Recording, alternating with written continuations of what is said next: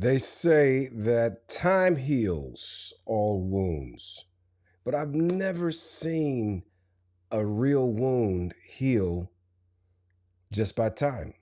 Like, I've never seen a gash, a bullet wound, a third degree burn just heal after it happens. Like, just leave it alone. It'll get better. It'll be fine. Don't do anything to it. Like, that doesn't work on any level for any kind of wound. Why do people say time heals all wounds? In this video, I want to talk about the relationship wound known as betrayal, infidelity, cheating. There is no other category that it can fit into apart from this category we call relationship wounds, because it is a wounding like none other. And don't let anybody fool you. Like, don't go for the okey doke. Like, don't let people tell you, oh, just give it a time. Y'all will be just fine. It's gonna work out. You guys were meant to be together, and just give it some time. That is the biggest crock that I have ever heard.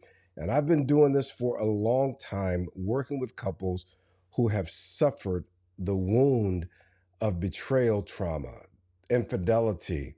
I'll never forget watching a young woman just wig out. We were at a football game. We were at a hotel before a football game one night, and her boyfriend was playing on the team. I was chaplain for the Baltimore Ravens. Some of you might know that. I won't assume that, but we were at our team hotel, and he's standing outside trying to calm her down, and she is going ballistic. She must have weighed 130 pounds soaking wet, but she was going in, screaming, raging, angry, cussing. The security couldn't hold her. He couldn't hardly control her. She had two of his babies, and he had been cheating on her. She was not trying to hear time heals all wounds. And you might be in that space. You might know exactly what I'm talking about. And I just want to let you know that if somebody said that to you, it's not true. And I want to talk to you in this video about why time does not heal all wounds. So let me break something down to you, and then I'm going to give you some things that you can do to begin your own healing process if someone cheated on you, if you've been betrayed. And by the way, if the betrayal trauma was in a romantic relationship, in a marriage relationship, because of infidelity, it's not very different at all from a friend betraying you, somebody that you trusted, somebody that you loved. You thought we had a great friendship, and they betrayed your trust. So it's that kind of brutal emotional experience that we have when someone has betrayed us. I know what betrayal is. I know it firsthand. I know what it's like to have somebody turn their back on you or break your trust. I know what it's like, and it is painful.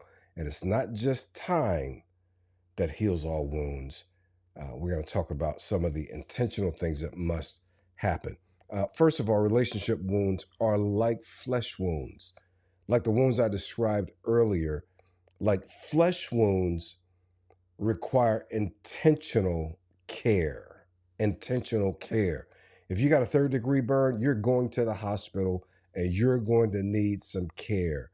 If something cuts you, or if someone wounds you with an object, you're going to need some care. Like, when you get a cut, I'm talking about a major cut. You need some antiseptic on it. You need some. My mother used to put that. What do you call that stuff? Peroxide. You need some clean bandages on it. You got to change the bandages every so often, just so that it can keep air on it and keep fresh. But there's an intentional process that you have to go to in order to heal a flesh wound. The same thing is true when it comes to the wound that we call infidelity or betrayal. There must be intentional cleaning out of the wound. There must be intentional salve placed on the wound. There must be intentional, if you will, bandaging of the wound, because when you have suffered the pain, the gruesome pain of having been cheated on, betrayed, you need somebody to come in and help you heal. Let me say this to you. Anybody, well, especially the person who may have betrayed you, if they tell you, hey, we're going to be all right, it's going to be cool, right? We just need to give it a little time, right? We're just going to move on because it just needs time. Um, don't go for that. Don't go for that, because the time is not going to heal it. Infidelity, betrayal is the kind of wounding that does not heal itself. When I was betrayed, and this was not by my wife, thank God. Check out the video about our 34-year marriage. Um, like, but when I was betrayed, I had to go get some help. I needed someone who could walk me through what I was going through, somebody who could help me understand the implications on my life, somebody who could help me understand why I was responding the way that I was responding. I was angry, I was depressed, I was raging, I was distant, I don't want to be around people. I had to get myself some support from somebody who knew what I was going through and who knew how to help me. So you need to remember that relationship wounds are like flesh wounds.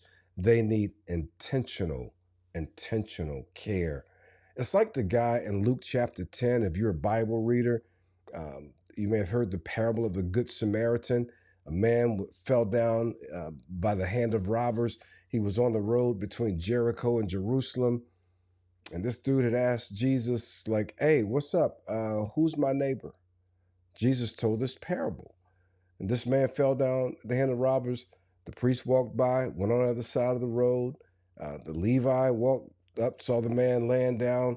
Levite saw him, went, just kept walking, stepped across and kept going.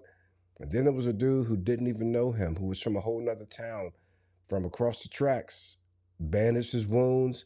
Bible says he poured on oil, bandaged him up, put him on his donkey, took him to a little hotel, told the innkeeper, like, hey, keep an eye out for him, and anything you spend to help him get well, just let me know, because when I get back, I'll hook you up. I'll take care of you. That's intentionality. Even Jesus knew that wounds require intentional care in order to heal. Listen, if you've been betrayed in relationship, in your marriage, you need to give that some attention. You need your spouse, if they wounded you, to give that some attention. You need some intentional care. Sorry about that. You need some intentional care so that you can get better. You're wondering, like, why am I not getting better? Why do I keep carrying this? Why do I still feel this way? Why do I still get angry? I just want to go off sometimes. Why do I not trust my spouse? Why do I not want to be near him sometimes, or her sometimes? Why am I going through all of this? I've lost my esteem. I don't even see myself as attractive anymore, and I don't have anything to offer. I just don't feel like. That's because you have suffered a significant relationship wound. All right. Relationship wounds cause losses, deep losses. Like if you get wounded, you lose blood. Yeah, you can lose, the normal use of that part of your body for a while until it heals. Well, that same thing is true with relationship wounds. Relationship wounds bring a lot of losses, and I just want to give you some of these losses, because I really don't. I want you to not think you're crazy. I want you to no longer be disoriented if you're going through trying to figure out what happened with the infidelity. Why are you like this now? Or you got a friend who you need to. They need to know, like, how do I get through this? How do I work this out? You've been trying to support them, and you just don't even know what to say to them. I'm here. I'm here for you. I'm here to help. I'm here to help because I really want to help people who go through this painful, brutal experience who don't find the help that they need. I want to help you understand what's going on and how you can begin to recover. Here's some things that get lost. You lose security. You lose security. Like I thought I could trust this person. Like I can't even trust. Like I don't know what to expect. And sometimes you can go into this space where you're checking the phones and you're checking emails and you want to see all the social media accounts because you feel a loss of security. And we call that insecurity. You don't feel secure in the relationship anymore. And you're trying to find um, where the floor is again. Like, where are the walls? Where's the structure? What can I count on? I used to be able to count on this person, but now I can't. There's a loss of identity. Like, I thought I was this to you, right? You're thinking to that person, I thought I was this to that person. I don't know who I am now. I'm struggling with my own identity. You can struggle with your identity because the wound called infidelity will cause you to lose your sense of identity. If you're a parent, like, I thought I was the mother of this family or the father of this family, but my spouse has been cheating. I think about that Coldplay couple and what it must be like for their children. Yes, rough on their spouses, but my goodness, what must the children be going through? And the spouses are like, who even are you and who are we? Like I thought we had something. I thought we were building a family. I thought we were headed somewhere. I thought we had something firm and solid. And now they don't know what they do know now. The whole world knows what they have. But there's a loss of identity. There's a loss of security. There's a loss of trust. There's a loss of a sense of safety. I'm going to just give you the list. There's a loss of predictability. There's a loss of confidence because when you're betrayed, it does a number on your confidence, your self-esteem. Don't ever let anybody tell you time will just heal this because you lose so much in the process. And here is the good news. I got to give it to you. You can get all of that back. You can get it back. You can get back your confidence. You can get back your swag. You can get back your identity. In fact, you can come out on the other side with a clearer, better, more whole understanding of yourself, your identity. I know somebody out there is listening to this video. You're watching this video and you're like, I'm never going to recover. This is too much. I'm here to speak to you. Hello, hello, hello. Are you out there? Are you listening to me? You will recover. You will not die. You just got to get in the flow and the process of healing. But don't do nothing. That's the thing I want to say to you. Don't do nothing. Don't do nothing. You got to do something. You lose your naivety about love. People lose their physical and mental wherewithal. Like people start losing weight because of depression, right? They lose their personality, if you will. Like they start experiencing anger. The grief process takes over.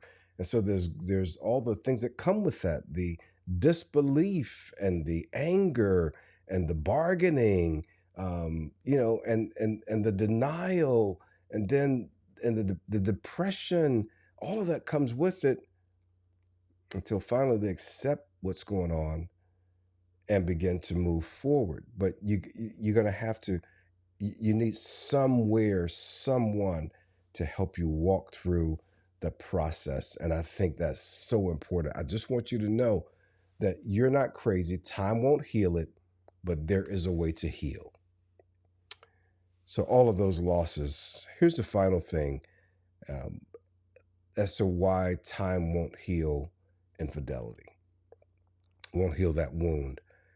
Because relationships that have been wounded require restitution. They require restitution. This is actually a biblical principle. We don't talk about restitution. It means what you took from me, you got to give it back. What you broke, you got to fix. What you stole, you got to return. And here it is. This is what makes it restitution. And you have to add, in some cases, 1/5 more, or 4 times the amount, or sometimes in some other cases, 5 times the amount. So that was a principle. We see that with a little guy named Zacchaeus. He was a tax collector. He was robbing people blind. He was a chief tax collector. He was getting paid in collusion with the Romans. They would tell him how much to collect, and he would collect more. And he knew that when he was putting the screws to people and making them pay more taxes than they could afford, that he was putting their families at risk. When he finally came to know Christ, he was like, hold up. And if I've taken anything from anybody, I will pay back fourfold. He was like, I know I was hurting people out here. Listen, when somebody has wounded you, when they have cheated on you, they have committed infidelity, they betrayed you, the thing that's important is that they make restitution. A lot of times people are like, yeah, you said you forgive me. We talked about that in the last video. Like, you said you forgive me. Like, that's cool. Forgiveness is important. It's just that forgiveness is incomplete without restitution. I forgive you, but if you don't help me heal, that's all we got. We cannot build a relationship, rebuild a relationship where there is no restitution. Ooh, I'm helping somebody right now get this. There's got to be restitution made. There's got to be an investment in your recovery. And anybody who doesn't want to invest in your recovery, it's difficult for me to say that they're for you. And I'll say this to you, even if they're not for your recovery, you can recover. You can get back what was lost. You can get your sense of self back. You can get your confidence back. You can get your swag back. You can get your joy back. You can get all of that back. But you gotta embark on the process, embark on the journey to recovery. I hope that this is helpful to you, and I hope that you feel some hope, like we can do this. Let me offer this really helpful resource. We are just about to release a new book called Rebuilding Us, a couple's guide to recovering from infidelity. I wrote this guide after working for years with couples and seeing that people would be so lost and so disoriented that they didn't know how to recover. And so we worked and researched and worked with couples and worked and researched and worked with couples and worked and researched and applied these steps, these principles, and they work one step at a time. And the book will help you reorient yourself and see the process and get clear about what you want to happen, who you want to be, how you want to get back on track in your life, maybe in your relationship. Hopefully your marriage can recover. I hope it can. That would be my prayer, because yeah, it's worth having your marriage recover. All right. So I'm Rod Harrison. I'm glad I was with you today. All I do is love on and care for couples who really want to succeed at marriage. And so I want to commend that resource to you. You can click on the link. It's for sale right now, and we'll mail you a signed copy. What else can I tell you? Oh, get the Better Communication for Couples workshop. It's a link there. It's a brief workshop, but it is powerful. Will change how you see communication and how you communicate with one another, because there are rich layers to communication that most of us don't know. It's simple, but it's rich, and it's so much more than you've been told. All right. Hey, we'll see you in the next video. Until then, may God bless you. Peace.